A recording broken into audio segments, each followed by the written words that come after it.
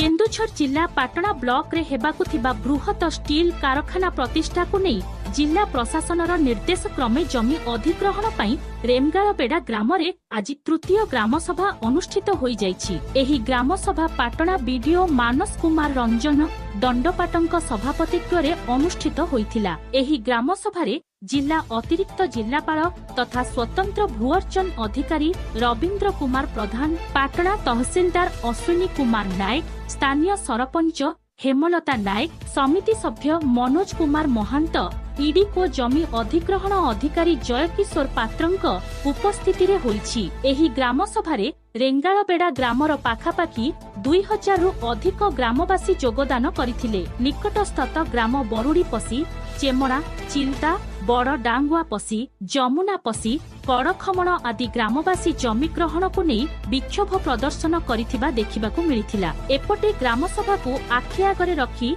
आईन श्रृंखला निमंते जिला अतिरिक्त आरक्षिक और पुलिस फोर्स उपस्थित थिले। ग्रामवासी माने सेमानंक 33 दफा विभिन्न दाबी ग्राम सभारे उपस्थापित करथिले। सेमानंक मुख्य दाबी मध्यरे एकर प्रति 50 कोटी रु 75 कोटी पर्यंत देबा सहित जमीहरांकु निजुक्ति बासगृह और अन्यान्य सुविधा जोगाई देले जमी छाड़ीदेबु बोली कहिथिले।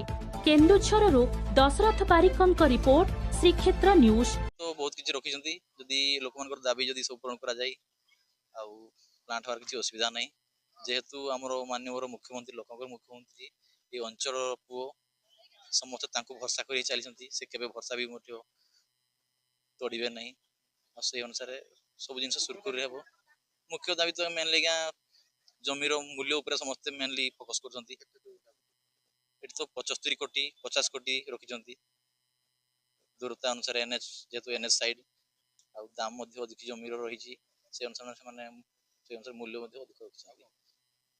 आ आपण माने जानिसंती आज आमे जे 5 MTPA mega steel plant Keonjhar जिला हेबा जाउछि, से उपलक्षे जहाँ आमर पॉलिसी अनुसार आज रेंगाळबेडा ग्राम रे चेमना पंचायत अंडर तो ग्राम सभा आमर अनुष्ठित होबार थिला।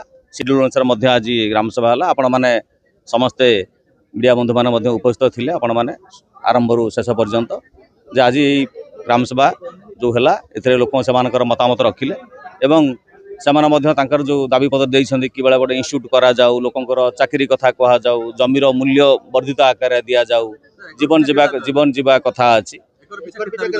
एकर पिछा सेमाने जो दाबी कले 50 कोटी दाबी कर लिखुचंती, 75 कोटी 50 कोटी लिखिसंती। सेटा आपण माने जानि परथिबे, सेमाने तांकर मतामत देले, सेटा तो आमे सरकार पाखे रखिबु। आ विगत दिन मानका मध्य 10 कोटी कथा कहउतिले, किंतु जहा अच्छी सरकार नीति अनुसार जमीर मूल्य केते आपण माने जानुथिबे, से अनुपात रे आमे निश्चय देबु। किंतु जेहेतु सेमानकर जमी सब दिन पे जाउछि, सेमान ओटा दाबी रखुसंती, सेटा आमे रखुछु सरकार पाखे पेश करू। हमर मुख्य दाबी रहिछि आमे एकर पिछा 75 कोटी लखा रहिछि एवं जोडा टिके दोरो जमी अछि ताको 50 कोटी रखा जाइछि। एवं हमर मुख्यतः होउछि एठी माने समस्त केमती नियुक्ति पाई परिबे। आउ समस्त तो शिक्षित नाही कि समस्त ट्रेनिंग प्राप्त नहंती, तेणुक सरकार तांको पई किछि ट्रेनिंग देवार व्यवस्था रखंतु। एवं गोटे गोटे परिवार रे अछंती माने अशिक्षित अछंती, तांको पई सेठी अछंती धरा जाऊ रुग्णा लोक वृद्धा लोक अछंती, तांकर पई भत्ता व्यवस्था करा जाऊ।